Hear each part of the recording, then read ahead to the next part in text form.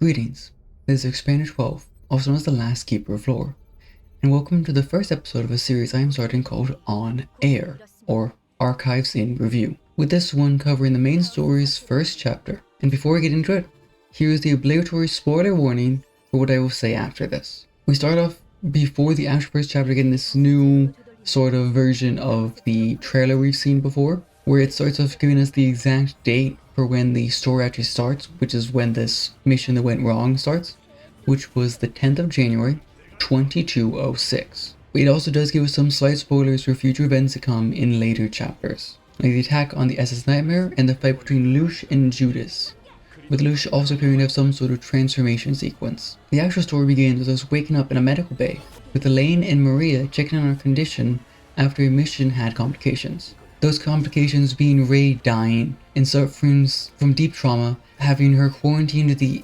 Epione Center till the Protoss can treat her. Renoa goes MIA after Our Life Core, explained later, suffered a critical malfunction that led to her instead ignoring your orders to go back to the ship, which would leave you behind, and giving you hers to send you back to the ship while the transfer procedure was already underway. After we wake up, it is revealed that we are suffering from short-term memory loss after said mission. We are still aware of our mission and past, so there's not the whole blank slate self-insert protagonist. This does concern Elaine, we ignore her protests,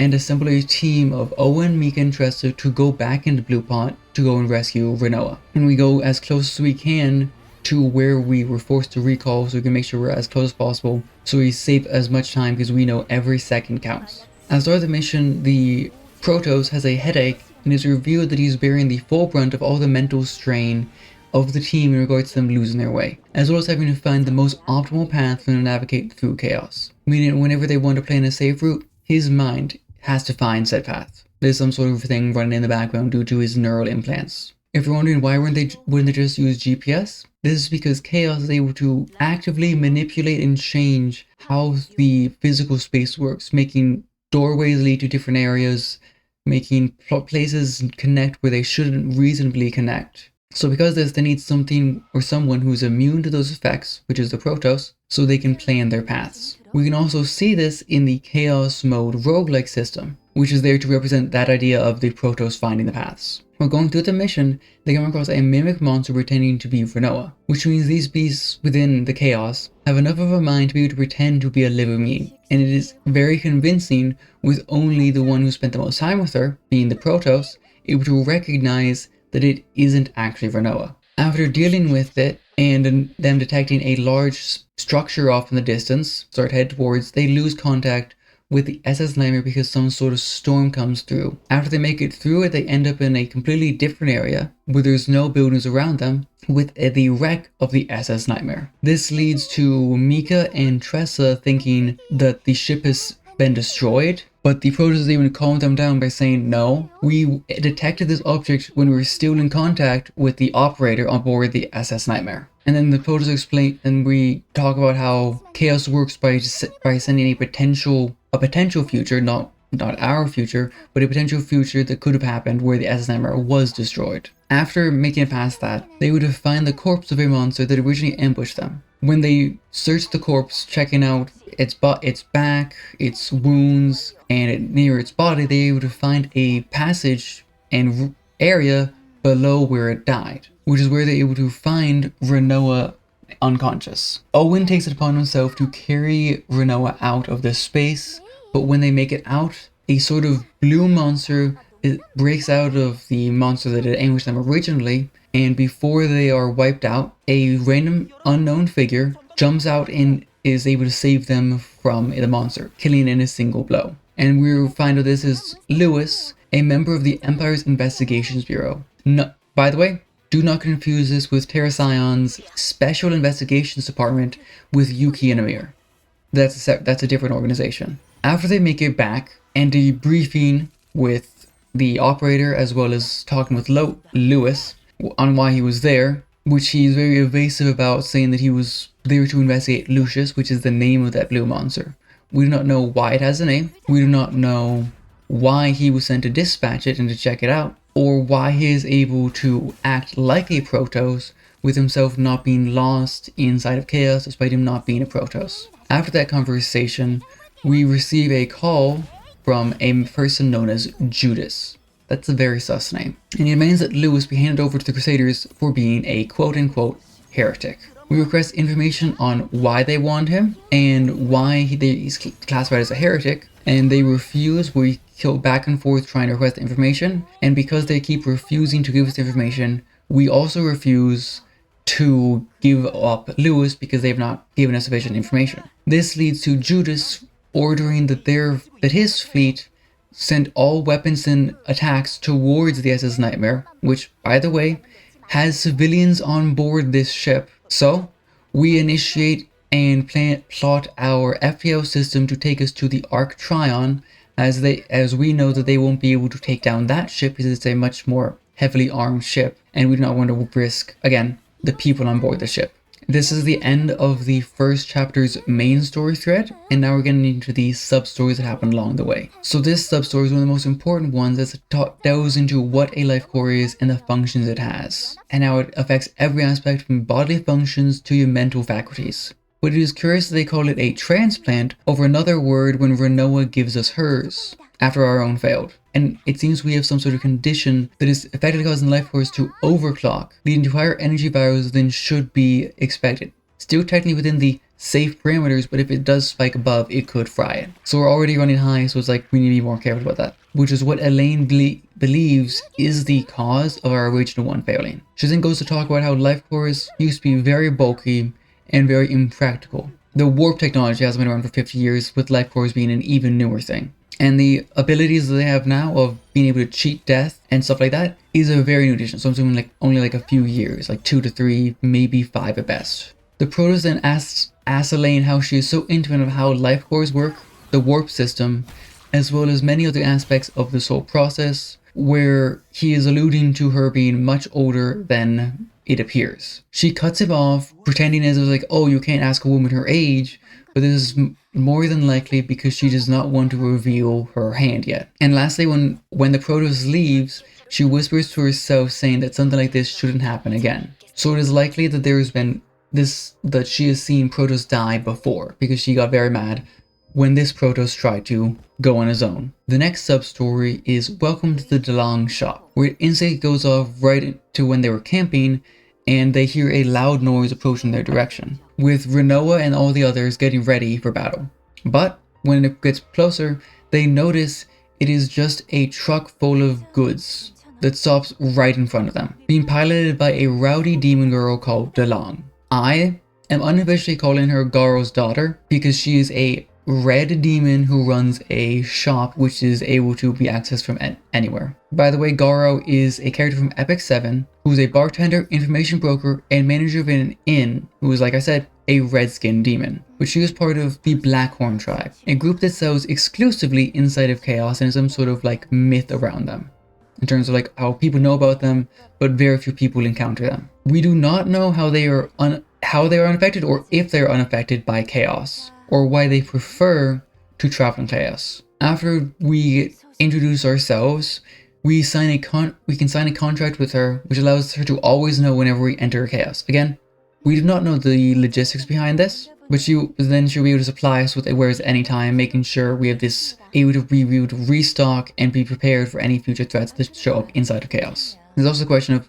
why isn't the Empire using this technology, or magic, or whatever? They seem very interested in all things related to diving into Chaos, but yet they're not using this. Activating the contract though is very simple. It's just a little bit of blood and a piece of horn from the Blackhorn tribesmen to complete the contract. And we get to keep the little piece of the horn. Another one of the side stories is Gone with a Beautiful Dream, where we see what Renoa was doing after we were beamed up onto the SS Nightmare, where she goes into fully focusing onto combat now that she doesn't have to hold herself back protecting 4 people. Well, 3 people because Ray was turned into paste. So she goes around, baits the monster to a different area where she can bring down an entire building upon it, which pins it in place, and she's able to kill it by shooting it in the head. After that, she gets a little bit away before blacking out and getting a flashback to when she was first given the mission to protect the Protoss by the Council of 13, unofficial name, where they talk about how they can't lose the Protoss. I'm curious why this Protoss is special compared to all the others, but we do not know what sort of plans they have for it. With her but before she blacks out after that vision, she then reminisces about how she wished she told the Protoss one more time to not overwork himself because she has found him passed out at his desk on numerous occasions. The second to last sub-story is The Lucky Girl, which focuses on a single day of Tressa's life after she won 3rd place in a lottery at a local restaurant. So, thinking that she's finally free of her bad luck, she goes to share her happiness with her friends.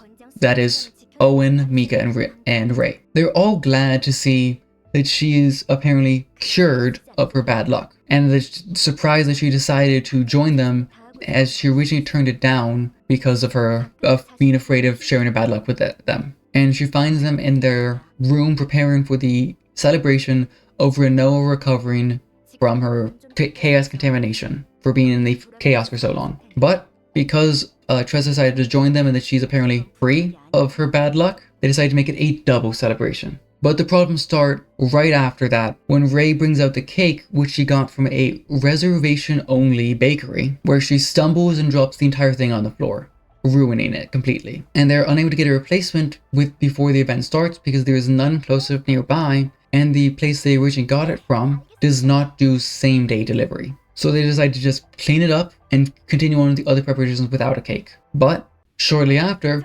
Owen falls off of a chair while he's trying to hang up balloons. Why he's not using a more stable step stool, I do not know, but he ends up getting a cut from this. So Mika brings out her bag of various different things which contains medical supplies. But when she goes to grab the medical supplies, they find out that that compartment had a hole in the bottom, so everything spilled out. Mika then gets very sad because inside of that pocket she also had her favorite bookmark. And then Tressa, since she's so consumed by it's all my fault because of my bad luck, runs away from them because she doesn't want to curse them anymore. And so when she finally believes that she's no longer being pursued, she sits in on a bench and looks at her winning ticket, deciding to just give it up and let the wind take it away so that she doesn't share her bad luck with her friends and she just takes it all back. After this, it instantly starts raining and she gets entirely soaked. But she is happy because she feels her bad luck has returned, meaning her friends will no longer suffer. The last of them is how the standard promotion system in these style of gachas works, and the lore explanation behind it, with Renoa confronting us in front of Owen and Ray, talking about how she needs to talk with us privately, with Owen and Ray using some very vague language about what she wants to talk about, with Renoa getting flustered and saying not like that. And then they're like, what were you thinking about? We were just talking about it's probably some important managerial stuff between the captain and vice captain. Because everyone's aware that Renoa likes the Protoss. It's very obvious. She then gets angry and just continues on with what she was going to say privately just in front of them. Talking about due to a recent policy change within the Empire, because despite several of the characters being part of the Terra Scion, this ship is under the Empire's command, because it's got the Protoss and the ship. But they need to get recertified through all of their ranks of qualification so that they can be sent on missions of higher risk. But this is a good thing because then it won't be one of nepotism because they need to physically meet the qualifications and pass the tests, meaning actual merit is required, but it is more troublesome for them because they need to go through and get re-qualified again. The only theories I have from this chapter though is on Elaine, where she's hiding all of her secrets, like how she's so knowledgeable about life cores, warp system, the Protoss project, and all those other things, as well as seen Protoss die before, meaning was she sent on missions before, or has she just seen them die after injuries getting back? Because again, older life cores didn't have these healing functions as the new ones do. As well as her being much older because she was talking from a first person's perspective in regards to, again, life cores and all those other things. She's got that first-hand experience.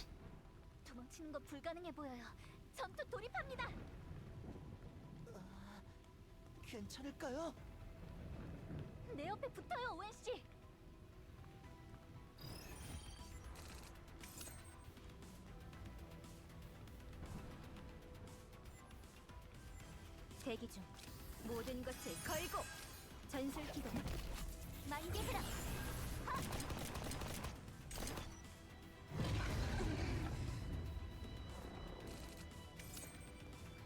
기다리고 있습니다. 조금 아플 겁니다. 넷 모든 걸 삼키는 너도 준비됐습니다. 준비됐어.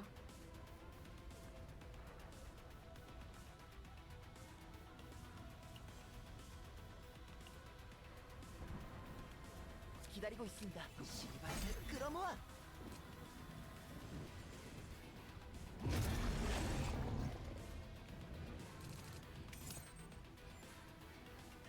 부르셨나요? 네. 옵니다. 모두 피하세요. And with that, I conclude the first episode of On Air. Please let me know if there's any more things I should discuss or talk about in this video, in future videos, or additional details I should include in the active characters' profile information that I showed off earlier. And just so you're aware, I will be covering Haru's trauma code in the next episode next week. So if you have anything you want clarified about that, just ask in the comments below and I will answer them to the best of my ability based on what we know. So, take care, Protoss, and until 0 turns to 1, I'll keep you informed on the lore and story of Chaos Air Nightmare. Keep her out.